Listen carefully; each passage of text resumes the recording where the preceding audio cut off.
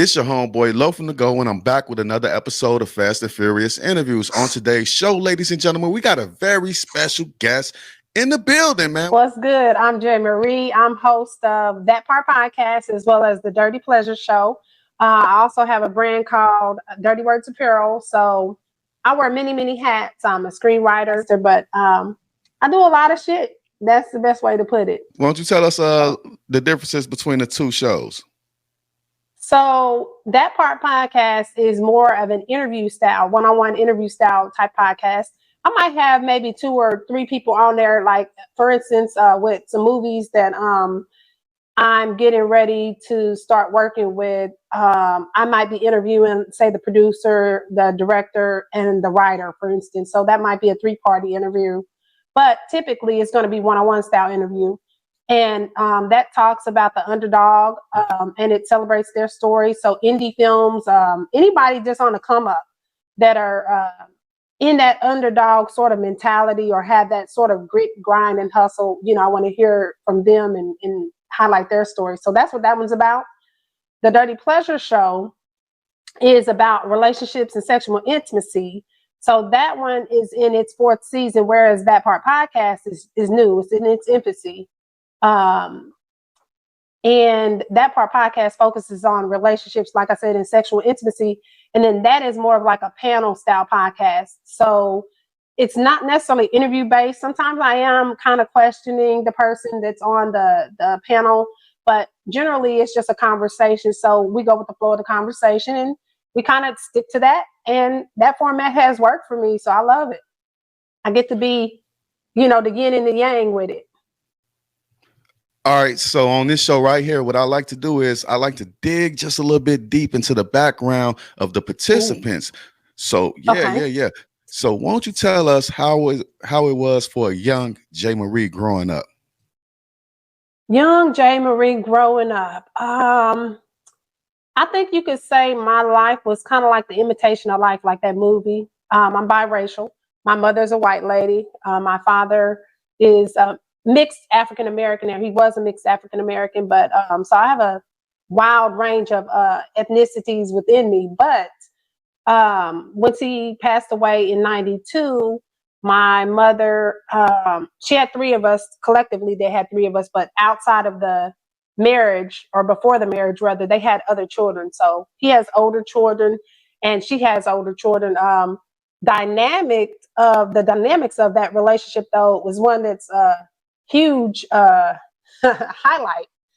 He was 66 and my mother was 29 when I was born. So, what some would say I have an old soul, but after he passed away, she felt like she could not raise the biracial children. She kept one for a little while until somebody else stepped in to take over. But myself and my middle brother, we were kind of separated and we went with other family members, which were my siblings from my father's side, which were old enough to be our parents at that time, because, he's had children before us. So that was my upbringing, as far as the family dynamic. Wow. So now I kind of get the underdog when you say you got the underdog, Definitely. you do the underdog podcast. Now I kind of get it. I feel like I thrive in that space, though, whereas a lot of people kind of want to get out of it. And I guess there's an element where you do want to get out of it. You do want to eventually be successful, but I think that's where you find out that your strength and your weakness, that's where you find those in that area when you are on the come up and when you are attempting to be successful at something. You find out where your passions and things like that lie. And then if you're smart about it and you can be strategic, you use it to your advantage. So yeah, I thrive in those spaces. And I've thrived in that space. I think once I finally started to understand that I wasn't weird or being weird is not a bad thing. Being somebody who doesn't fit in is not a bad thing. And I think for a while with my family, with schooling and things like that, I didn't feel like I fit in. But now I know that's an absolutely phenomenal characteristic to have, or dynamic to have, because I become who I am because of that. So it's worked to my advantage. Well, like I said in the beginning, what we do here is we like to dig just a little bit deeper than the average show or podcast. So, won't you tell me what type of man was your father? Oh, what type of man was he? Well, when he passed away, he was 77, I want to say, if I'm remembering the age range. So what I remember of him was he was really loving and what do you call it? Loving and protective of me. What I found out as an adult, and there's a lot of hearsay and there's a lot of rumors, and I don't have any way to corroborate or debunk any of it, whether it's true or false. But what I found out was he wasn't the man I thought he was, at least not in his earlier years. He wasn't. So you kind of want to leave that legacy there, kind of like how they tear up Martin Luther King or Malcolm X and try to discredit whatever they've done in their careers and things like that, to say, well, they really wasn't the men you think they were. um I think women, when they think about their fathers, they think about them being protectors. They think about them being loving and things like that. So you don't want to think about your father being the ain't shit type of nigga that you talk about, or you try to stay away from. But it seemed like he might have been. So, with all due respect to my father, though, I don't know if that's true or not, but I have heard those things. So that's unfortunate. But, hey, I'm an adult. I can appreciate the fact that when I was growing up, I didn't see that. I didn't feel that. So I didn't get that, type of experience. And I think that's something that my siblings probably hated, because I've heard stories about how he treated their mothers and things like that. And it was fucked up. But he didn't treat my mother that way. And I think that was what probably fucked with them the most too, is because she was a white woman and their parents were not white women.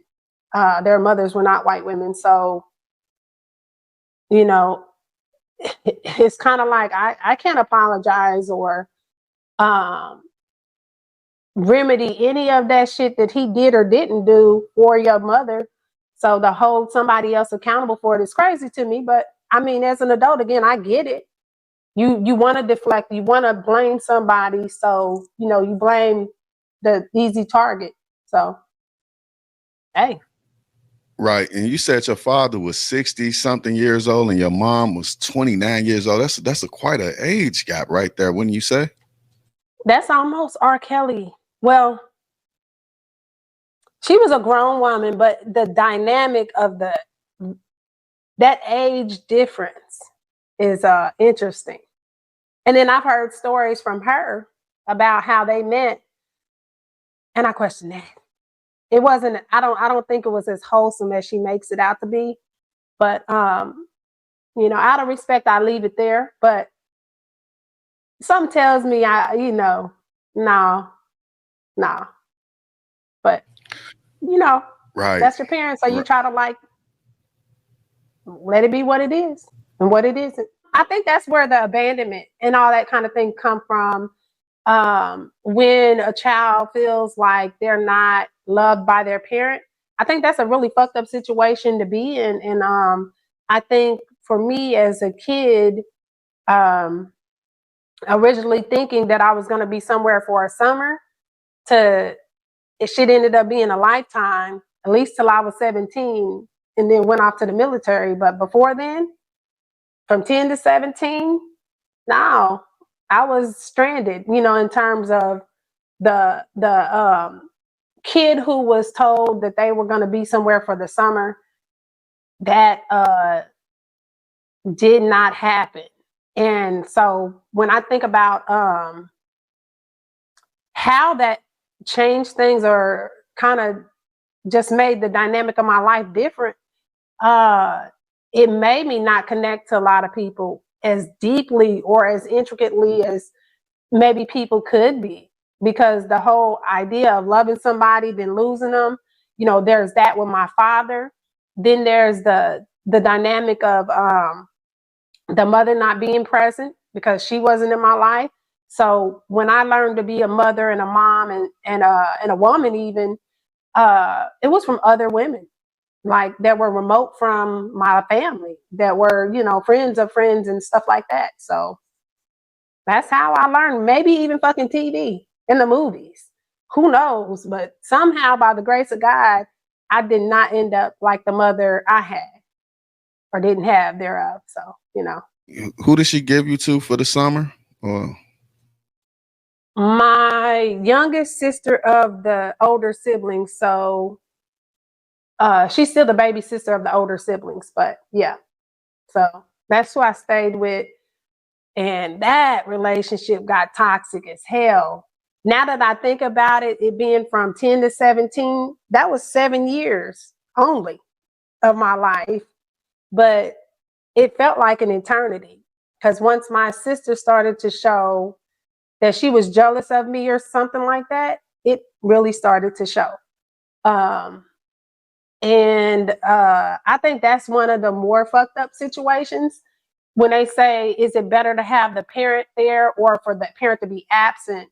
And then kind of looking at, well, when somebody is taking over as the parent, is it better for them to be there or be absent?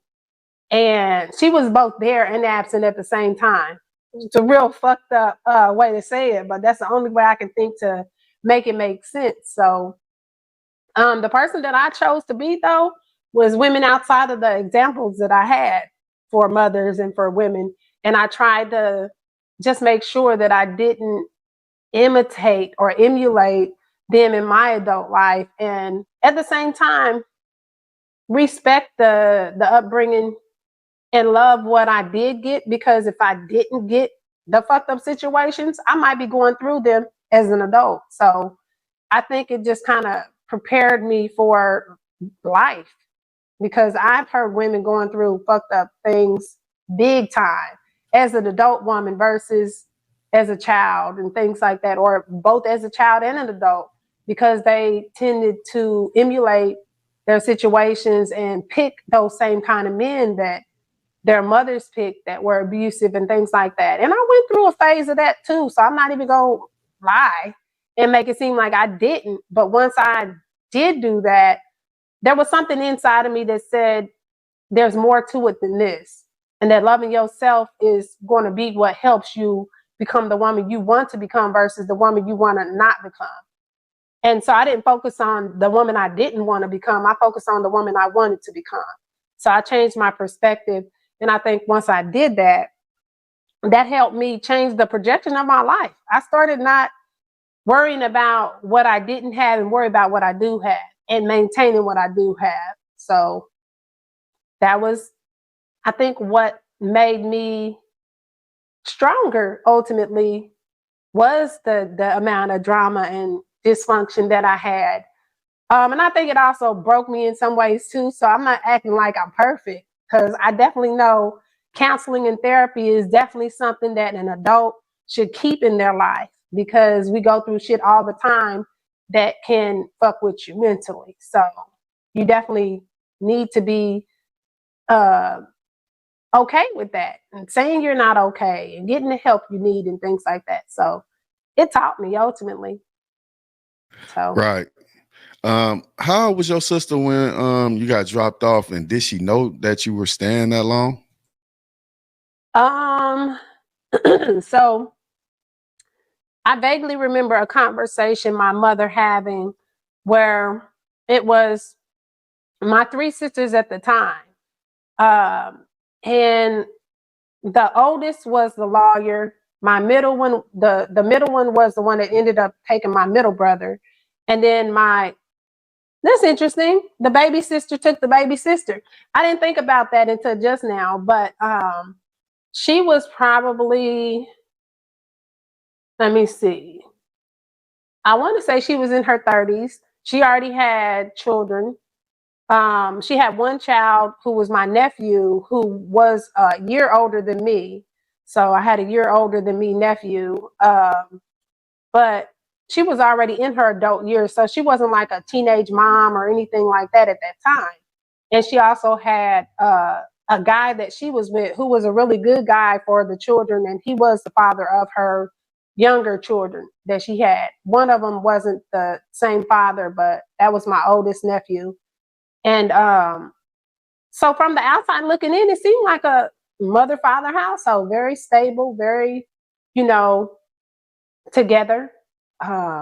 So I think she thought she was doing a good thing, but I don't think anybody knew that she was pulling the stunt she was gonna pull. I don't want to say a stunt because maybe that wasn't the original plan, but some shit changed and she had to shake different. I don't know. But I never got that story. And then the stories that I hear today, she's a saint. So it's like, I know better than that. But you know, what can you say? Right. Like, all right, you Let me want to ask you save this. face? I'll let you save face. Let me ask you this. Do you think it would have been better if you would have just went to like foster care?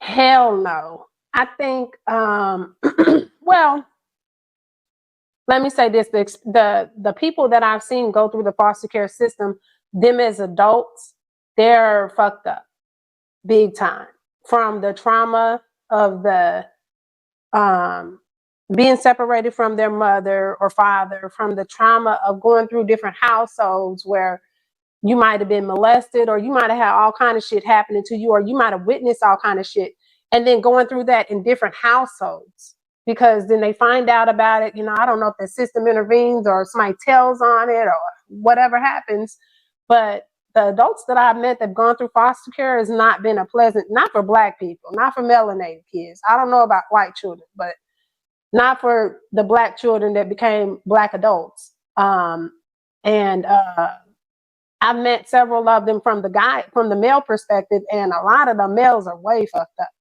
I don't know that I met too many females that have been in foster care, but I don't know that I haven't either. So they may not have just shared that, but even still, I think I was better off the way that I went versus the other alternative could have been I could have been raised by my mother, and that wouldn't have been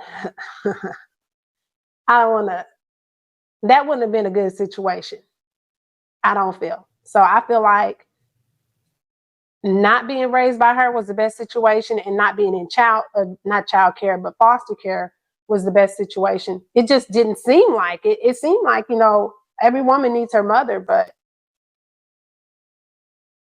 you know. Right.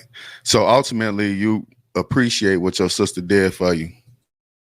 I do. I do. We had our differences. We definitely got to a point where we were fighting like cats and dogs, niggas on the street, with baseball bats. And that is no lie. I had her dude had to break up a fight where she hit me in the rib cage with one of his damn bats. And the second blow missed and hit the wall or something like that. But I grew up in a very fucked up household too. So, you know, I don't know that foster care would be any better, because I think I'd be switching around from household to household, just like I've heard other stories go. But in terms of that dynamic, I think ultimately it grew me. Yes, there was a lot of negative things and all that sort of stuff, but as I became an adult, I began to understand, and it was one of those things where it was like, okay, even to this day, she doesn't fuck with me, my sister. So there's that dynamic. The older siblings don't fuck with me, but I'm like, well, you know, I don't know what I did so bad as a teenager, but I've tried to apologize for all that. And whatever it is, I still don't know. But it's like, I can't even apologize for it. So I think that that's also something that taught me things in life too, is like, you can do what you can do to make things right. But if people don't want to meet you, you know, where you're at with it or squash it, there's nothing you can do about it. You just got to move on. Let God deal with them however God deals with them. And that's what I had Right. to do. Why do you feel like you didn't go with your mom's mom or your mom's family? Well, my mom's mom, my grandmother had passed away at that point. So she wasn't even, well, was she? No, no, no, no. She hadn't passed away. She was an evil ass white lady. she she did some things that I think white women shouldn't do to black children. Not on the molestation and nothing like that, but she was real evil to me. So I'm glad I didn't go with her. But I don't think my mother's side, I don't think they necessarily knew either that we existed or that we were in need of getting care. I don't think that was something that was made clear. And knowing what I know now, I think she probably made it be something it wasn't, during that time. So nobody really knew what was going on. Right. Do you feel like the situation was different with your brothers, with the other siblings? The ones that got separated as well? Yeah. I think my middle brother, well, let me say this. When I was a kid, I used to think he had it better because they were always traveling, going out of town, doing stuff as a family. My baby brother, who eventually went to live with the oldest sibling in New York, he, I think, got the brunt of all the bullshit because he went through so much counseling and so much, all kind of different stuff. I've heard stories from him, from other family about what he endured. So even though it seems like he got the best of it all, I think originally and initially when he got there, he was still going through a whole bunch of trauma, and um, a lot of like he couldn't understand why mom would let him go and why she didn't come back and get him, and that sort of thing. And I know that fucked with him. To this day, I know he's gotten past it as an adult, but it still is something that fucks with him because he doesn't have a relationship with her either. So very he's like probably the most one that doesn't fuck with her. It sounds like I can relate to that.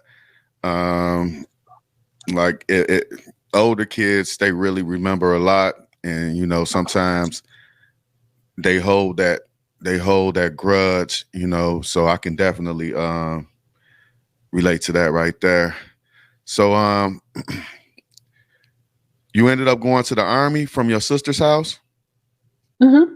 At 17, I enlisted in what's called split op. So split op was split option. So the way that I understood it, the junior, you're a child or a kid or a teenager in their junior year can enlist in the military as long as their parents or father or whatever signs off on it.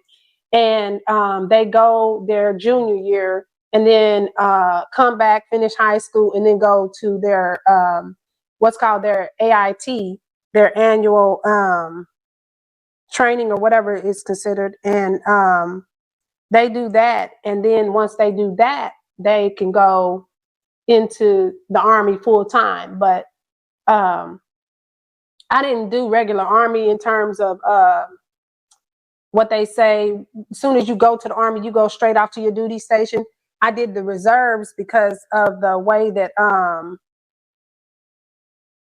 my schooling went. And my father, the father figure that I had, rather, he didn't want me to take on the training where I'd be gone forever and miss my entire high school senior year because I missed half of it already coming back. So, it was one of those things where, hey, it seemed like it was a great idea at the time, but that ended up being, something I learned where it was like, yeah, just because guys can do it, girls can too, doesn't mean, you have to. And I think as I got older, that mentality of, well, I can do what guys do, because that was one of my things too when I was younger. It was like I was always trying to do and prove that I can do it too. And so I did that with the military and then ended up getting out, got discharged, general under honorable conditions. I was having some behavior issues there, we'll say that. And because of that, they were like, you got to go. Wow. My daughter, she was in the Army. She was there for like 6 years, maybe, Mm-hmm. all across the world. She still get paid to this day from the Army. school and all of that stuff. So do you think that you may have made a mistake by not being committed to the Army? No. Once I started to kind of see what the military was about, I recognize it's not for free thinkers. It's not for people who have a mind of their own, if you will. Um, so for me, it was realizing that the longevity of it all. Granted, my behavior issues probably stopped me short of all of anything else I could have did. But if I take away the behavior issues that I had, um, and I think about long term, could I still be fucking with it? Nah, I I could not. I don't have that mentality that I thought I had for the military. Like, it wasn't about authority. I didn't have an issue with authority, even though I did have an issue with authority at the same time. It was the type of authority that was trying to be in high places, and it was like people who weren't really suited for those high places that they were in. And it showed. It showed as soon as I got out. I started hearing a whole bunch of stories about the people who I was saying were acting certain ways and being certain, saying certain things to me. Nobody believed because nobody else was saying it. So um, I started to find out some years later, some people that I went and served with, they were saying that those certain things, well, people started coming out, women started coming out and saying stuff. And that's when a lot of that changed. So then it was like validation for me, like, okay, yeah, I know I was a little heathen ass, wasn't trying to listen, wasn't trying to do what people were telling me to, but there was other stuff that was going on. And I was being the whistleblower, if you will, of that. But when you're the first, that shit ain't always, the best. You're the first. A lot of times you gotta prove that you're not lying. You gotta prove that this and that. And I think for me, that was where it was like, I'm proving shit. I'm out. And if you want to kick me out, well, that's just helping me get out sooner than planned. But I was gonna be out anyway because I just didn't play it smart. So I think that if I'd have played it smart, I'd have did better with getting out at a more appropriate time versus when I did. But I was not gonna stay in that motherfucker. I knew I wasn't gonna stay there like that. No. Right. On this show, we dig into mental health issues a lot, you know. So everything that you're saying right now, of course, you already know the line of questioning kind of takes you Uh-huh. there. How did your childhood ultimately affect you mentally?